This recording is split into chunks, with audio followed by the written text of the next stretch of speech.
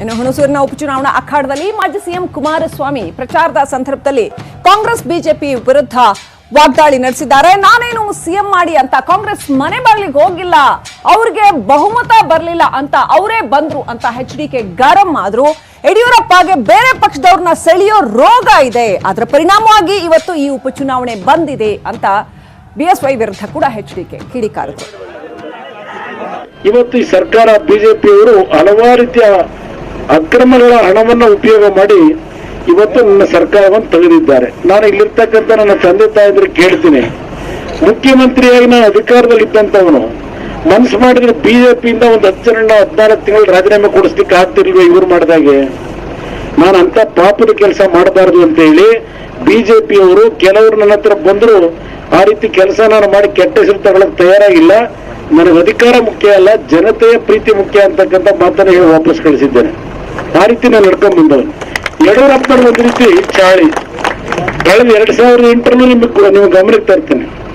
ಅವತ್ತು ಸಹ 18 ವಿಧಾನಸಭೆ ಸದಸ್ಯರನ್ನ ರಾಜೀನಾಮೆ ಕೊಡಿಸಿ ಆಪರೇಷನ್ ಕಮಲದ ಹೆಸರನ್ನ ಚುನಾವಣೆಗಳು ನಡೆಸೋದು.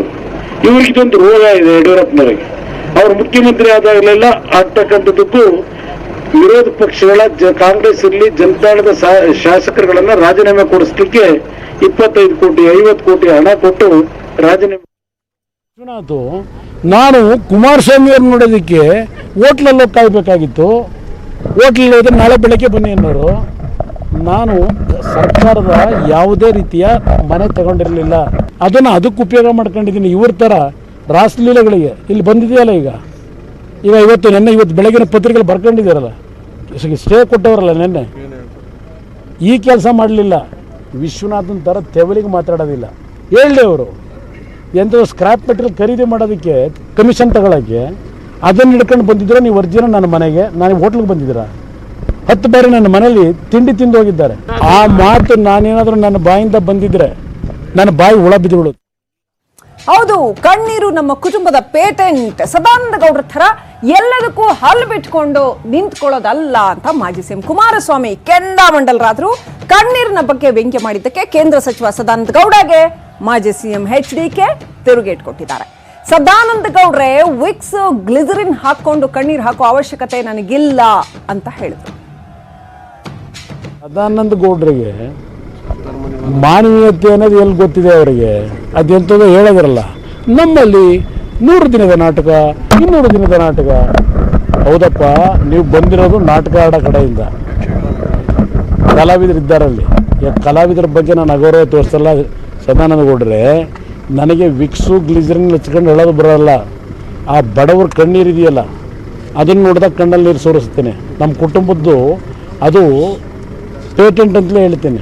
ನಮ್ಮ ಹೃದಯದಲ್ಲಿ ಇರ್ತಕ್ಕಂಥ ನೋವನ್ನು ಹೊರಹಾಕಬೇಕಾದ್ರೆ ನಮ್ಮದು ಭಾವನಾತ್ಮಕವಾದಂಥ ಜೀವನ. ಎಷ್ಟು ಜನ ಬಡವರು ನಿಮ್ಮ ಮನೆ ಹತ್ರ ಬಂದಿದ್ದಾರೆ ಸದಾನಂದ ಗೌಡ್ರೆ? ಎಷ್ಟು ಜನ ಬಡವರು ನಿಮ್ಮ ಮನೆ ಹತ್ರಕ್ಕೆ ಬಂದು ಅವ್ರ ನೋವಿಗೆ ಎಷ್ಟು ಜನ ಸ್ಪಂದಿಸಿದಿರಿ ನೀವು? ಬನ್ನಿ ನಮ್ಮ ಮನೆ ಹತ್ರ ಕಳಿಸಿ ಅವನ್ನಾದರೂ, ನಿಮ್ಮ ಕೇಂದ್ರದ ಗೂಢಾಚಾರ ಸಂಸ್ಥೆ ಅವ್ರನ್ನ. ಸರ್, ಒಬ್ಬನನ್ನ ಒಮ್ಮೆ ಫೂಲ್ ಮಾಡ್ಬೋದು, 2 ಸಾರಿ ಫೂಲ್ ಮಾಡ್ಬೋದು, 3 ಸಾರಿ ಫೂಲ್ ಮಾಡ್ಬೋದು. ಅವರಿಗೆ ಒಂದು ಹೆರಿಟೇಜ್ ಅದು. ಏನು ಗೊತ್ತಾ, ದೇವೇಗೌಡರಿಂದ ಹಿಡಿದು ಅಪ್ಪ ಮಕ್ಕಳಿಗೆಲ್ಲ ಕಣ್ಣೀರು ಹಾಕುವಂಥದ್ದು ಅದೊಂದು ಈ ಹುಟ್ಟುಗುಣ ಅಂತ ಇರ್ತದಲ್ಲ, ಅದೇ ರೀತಿದ್ದು. ಎರಡನೇದಾಗಿ ಜಮೀರ್ ಭಾರಿ ಚೆನ್ನಾಗಿ ಹೇಳಿದ್ದಾರೆ. ಇವರ ಜೊತೆ ಸುಮಾರು 20 ವರ್ಷಗಳ ಕಾಲ ಗಂಟಸ್ಯ ಏನೆಲ್ಲ ಫ್ರೆಂಡ್ಶಿಪ್ ಅಂತ ಗೊತ್ತಿಲ್ಲ ಅಂತ ಜಮೀರ್ ಹೇಳಿದ್ದಾರೆ. ಅದು ವಿಕ್ಸ್ ಕಣ್ಣೀರು ಅಂತ ಹೇಳಿ, ಬಹುಶಃ ಅದೇ ಆಗಿರಬೇಕು ಅಂತ ನಾನು ಭಾವಿಸ್ತಾ ಇದ್ದೇನೆ. ಜನ ಇದನ್ನೆಲ್ಲ ನೋಡಿ ಬೇಸತ್ತು ಹೋಗಿದ್ದಾರೆ. ಗೌಡ್ರಿಗೆ ಮಾನವೀಯತೆ ಅನ್ನೋದು ಎಲ್ಲಿ ಗೊತ್ತಿದೆ ಅವರಿಗೆ? ಅದೆಂಥದ್ದು ಹೇಳೋದಿರಲ್ಲ. ನಮ್ಮಲ್ಲಿ 100 ದಿನದ ನಾಟಕ, 200 ದಿನದ ನಾಟಕ. ಹೌದಪ್ಪ, ನೀವು ಬಂದಿರೋದು ನಾಟಕ ಆಡೋ ಕಡೆಯಿಂದ. ಕಲಾವಿದರು ಇದ್ದಾರಲ್ಲಿ. ಕಲಾವಿದರ ಬಗ್ಗೆ ನಾನು ಅಗೌರವ ತೋರಿಸಲ್ಲ. ಸದಾನಂದ ಗೌಡ್ರೆ, ನನಗೆ ವಿಕ್ಸು ಗ್ಲಿಸರಿನ್ ಹಚ್ಕೊಂಡು ಹೇಳೋದು ಬರೋಲ್ಲ. ಆ ಬಡವ್ರ ಕಣ್ಣೀರಿದೆಯಲ್ಲ, ಅದನ್ನು ನೋಡಿದಾಗ ಕಣ್ಣಲ್ಲಿ ನೀರು ಸೋರಿಸ್ತೇನೆ. ನಮ್ಮ ಕುಟುಂಬದ್ದು ಅದು ಪೇಟೆಂಟ್ ಅಂತಲೇ ಹೇಳ್ತೇನೆ.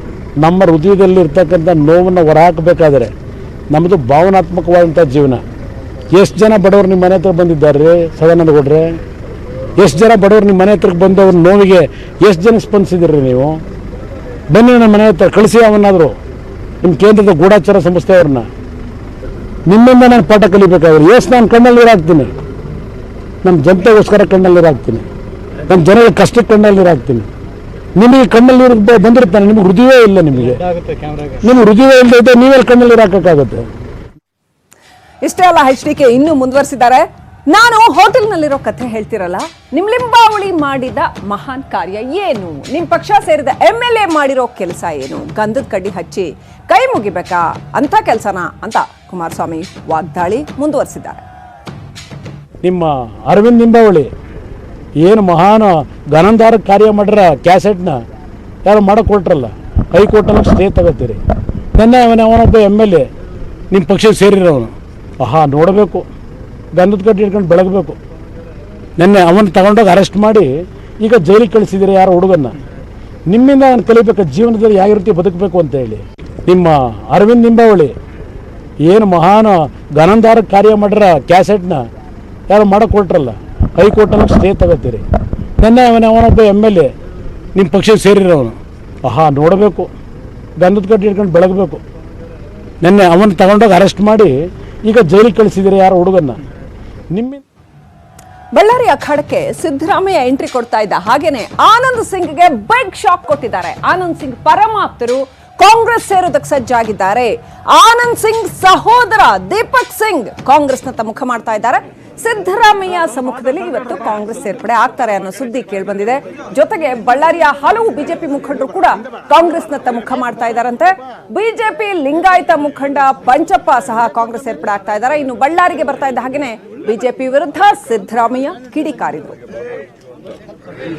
ನೋಡಪ್ಪ, ನಾವು ನಂಬ್ಕೋಬೇಕಾಗತ್ತೆ. ಮನುಷ್ಯನ ಈ ತರ ದ್ರೋಹ ಮಾಡ್ತಾರೆ ಅಂತ ಯಾರು ಗೊತ್ತಾಗುತ್ತದೆ.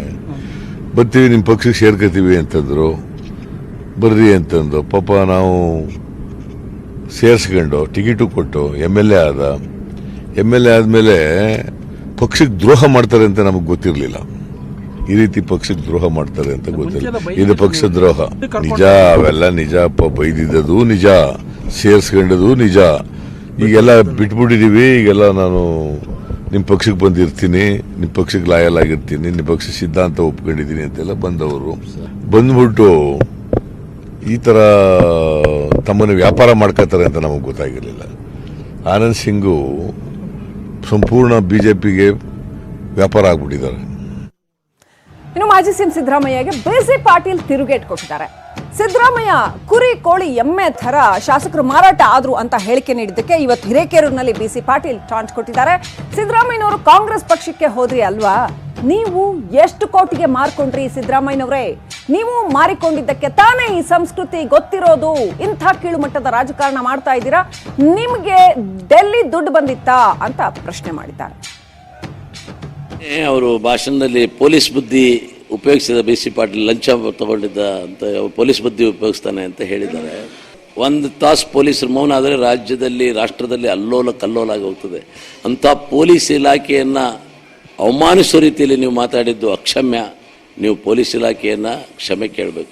5 ವರ್ಷ ಮುಖ್ಯಮಂತ್ರಿ ಆಗಿದ್ರಲ್ಲ, 5 ವರ್ಷ ಮುಖ್ಯಮಂತ್ರಿ ಆಗಿದ್ದಂಥ ಸಂದರ್ಭದಲ್ಲಿ ಆ ಕೆಂಪಯ್ಯ ಕಲೆಕ್ಷನ್ ಕಮಿಟಿ ಅಂತ ಒಂದು ಕಮಿಟಿ ಮಾಡ್ಕೊಂಡಿದ್ರು. ಅವರು ಕೆಂಪಯ್ಯನವ್ರನ್ನ ಇಟ್ಕೊಂಡು, ಅವರೇ ಗೃಹ ಮಂತ್ರಿಗಳಿದ್ದಂಗೆ ಹೋಮ್ ಮಿನಿಸ್ಟರ್ಸ್ ದಾಮಕಾವಸ್ಥೆ ಇದ್ದರು, ಅವ್ರನ್ನ ಇಟ್ಕೊಂಡು ಅವ್ರ ಮೂಲಕ, ಜಾರ್ಜ್ ಮೂಲಕ, ಮಾದೇವಪ್ಪನ ಮೂಲಕ ಎಷ್ಟು ಹಣವನ್ನು ಲೂಟಿ ಮಾಡಿದ್ದಾರೆ ಸಿದ್ದರಾಮಯ್ಯನವರು. ಅದನ್ನು ತನಿಖೆ ಮಾಡಿದರೆ ಅಥವಾ ಕೆಂಪಯ್ಯನವ್ರನ್ನ ಮತ್ತು ಜಾರ್ಜ್ ಅವ್ರನ್ನ, ಮಾದೇವಪ್ಪನ ಮಂಪರು ಪರೀಕ್ಷೆಗೆ ಒಳಪಡಿಸಿದ್ರೆ ಗೊತ್ತಾಗುತ್ತೆ ಸಿದ್ದರಾಮಯ್ಯನ ಹುಂಡಿಯಲ್ಲಿ ಎಷ್ಟು ಹಣ ಇದೆ ಅವ್ರದ್ದು ಅಂತ. ಸಿದ್ದರಾಮಯ್ಯನವ್ರದ್ದು ಸತ್ಯ ಹರಿಶ್ಚಂದ್ರನ ಶ್ರೀರಾಮಚಂದ್ರನ? ಮೊನ್ನೆ ವಿರೋಧ ಪಕ್ಷ ಈಗ ಹತಾಶರಾಗ್ಬಿಟ್ಟಿದ್ದಾರೆ ಪಾಪ. ಸೋಲ್ತೀವಿ ಅಂತ ಗೊತ್ತಾಗ್ಬಿಟ್ಟದೆ. ಎಲ್ಲಿ ಹೋಗ್ಬಿಟ್ಟು ತಮ್ಮನ್ನು ಮಾರಾಟ ಮಾಡ್ಕೊಂಡಿರ್ತಕ್ಕಂಥ ವ್ಯಕ್ತಿಗಳಿಗೆ ಏನ್ ಕಿಮ್ಮತ್ ಇದೆ ರೀ ಅವರಿಗೆ, ಅವ್ರ ಮಾತುಗಳಿಗೆ ಏನ್ ಬೆಲೆ ಇದೆ ರೀ. ಯಾಕಂದ್ರೆ ಇವನು ಪೊಲೀಸ್, ಕೆಂಪಯ್ಯ ಪೊಲೀಸ್ ನಲ್ಲಿ ಇದ್ದವರು, IG ಆಗಿದ್ದವರು, ಇವನು ಇನ್ಸ್ಪೆಕ್ಟರ್ ಆಗಿದ್ದ. ಇವೇನ್ ಮಾಡ್ತಿದ್ದಾಗ ಪೊಲೀಸ್ ಇಲಾಖೆಗೆ ಸೇರಿದ್ದು ಅದಕ್ಕೋಸ್ಕರನ ಇವರು. ಪೊಲೀಸ್ ಇಲಾಖೆ ಇವ್ರ ಪ್ರಕಾರ ಲಂಚ ತಗೊಳಪ್ಪ ಇಲಾಖೆ ಅಂತಲ್ಲ, ಒಂದು ಇಲಾಖೆ ಪೊಲೀಸ್ ಇಲಾಖೆಗೆ ಸೇರ್ಕೊಂಡು ಅಲ್ಲಿ ಇದ್ಕೊಂಡು ವಾಲಂಟಿಯರ್ ರಿಟೈರ್ಮೆಂಟ್ ತಗೊಂಡು ಬಂದಿರೋರು. ಯಾಕೆ ವಾಲಂಟಿಯರ್ ರಿಟೈರ್ಮೆಂಟ್ ತಗೊಂಡ್ರು ಪೊಲೀಸ್ ಇಲಾಖೆಯಿಂದ? ಅದಕ್ಕೆಲ್ಲ ಕಾರಣ ಹುಡುಕ್ಬೇಕಾಗುತ್ತೆ. ನಾನು ಅವ್ರ ಬಗ್ಗೆ ಹತಾಶರಾಗಿ ಮಾತಾಡ್ತಾರೆ. ಅವ್ರ ಬಗ್ಗೆ ಅನರ್ಹ ಶಾಸಕರ ವಿಚಾರಕ್ಕೆ ಸಿದ್ದರಾಮಯ್ಯ ವಿರುದ್ಧ ಸಿಎಂ ಯಡಿಯೂರಪ್ಪ ವಾಗ್ದಾಳಿ ನಡೆಸಿದ್ದಾರೆ. ಅನರ್ಹ ಶಾಸಕರಿಗೆ ಹಣ ಕೊಟ್ಟು ಖರೀದಿ ಮಾಡಿದ್ದು ಅಂತ ಹೇಳಿದ್ರೆ ಸುಮ್ಮನಿರೋದಿಲ್ಲ, ಸಿದ್ದರಾಮಯ್ಯ ಮೇಲೆ ಮಾನನಷ್ಟ ಪ್ರಕರಣ ಹಾಕ್ತೀವಿ, ಹುಷಾರ್ ಅಂತ ಬಿಎಸ್ವೈ ಕಿಡಿಕಾರಿದ್ದಾರೆ. ಯಲ್ಲಾಪುರದಲ್ಲಿ ಹೆಬ್ಬಾರ್ ಪರ ಪ್ರಚಾರದ ವೇಳೆ ಸಿದ್ದರಾಮಯ್ಯ ವಿರುದ್ಧ ಬಿಎಸ್ವೈ ಕೆಂಡಾಮಂಡಲರಾದ್ರು. ದಾಖಲೆ ಇಲ್ಲದೆ ಸಿದ್ದರಾಮಯ್ಯ ಅನರ್ಹ ಶಾಸಕರ ಖರೀದಿ ಅಂದ್ರೆ ಸುಮ್ಮನಿರಲ್ಲ, 17 ಶಾಸಕರ ವಿರುದ್ಧ ಆರೋಪ ಮಾಡ್ತಾ ಇರೋದು ಖಂಡನೀಯ ಅಂತ ಮಾನನಷ್ಟ ಮೊಕದ್ದಮೆ ಹೂಡ್ತೀವಿ ಅಂತ ಎಚ್ಚರಿಕೆ ನೀಡಿದ್ದಾರೆ. 17 ಜನ ರಾಜೀನಾಮೆ ಕೊಡಿಸಿ ಕುದುರೆ ವ್ಯಾಪಾರ ಮಾಡಿ ಕೊಂಡುಕೊಂಡು ಅವ್ರನ್ನ ಈಗ 15 ಕಡೆ ಚುನಾವಣೆ ನಡೀತಾರೆ. 8 ಗೆದ್ರೆ ಮಾತ್ರ 116 ಆಗೋದಲ್ವಾ? 113. JDS is not going to support them. ಮಾತಾಡಿಲ್ಲ, ನಂಗೆ ಗೊತ್ತಿದೆ. ನಮ್ಮ ಪಕ್ಷದ ಕಡೆಯಿಂದ ಈ ಥರ ಹಗುರವಾದ ಮಾತನಾಡಿ ಬೇಜವಾಬ್ದಾರಿ ಮಾತನಾಡ್ತಿರುವಂಥ ಕುಮಾರಸ್ವಾಮಿ ಆಗಲಿ ಸಿದ್ದರಾಮಯ್ಯನ ಬಗ್ಗೆ ಆಗಲಿ ನಾನು ತಕ್ಷಣ ಡೆಫಮೇಷನ್ ಕೇಸ್ ಆಗಿ ಕೋರ್ಟ್ಗೆ ನಮ್ಮ ಪಕ್ಷದ ಕಡೆಯಿಂದ ಕೇಸ್ಗಳನ್ನು ಹಾಕೋದನ್ನು ಪ್ರಾರಂಭ ಮಾಡ್ತೇವೆ. ಇಂಥ ಹಗುರವಾದ ಮಾತನಾಡಿ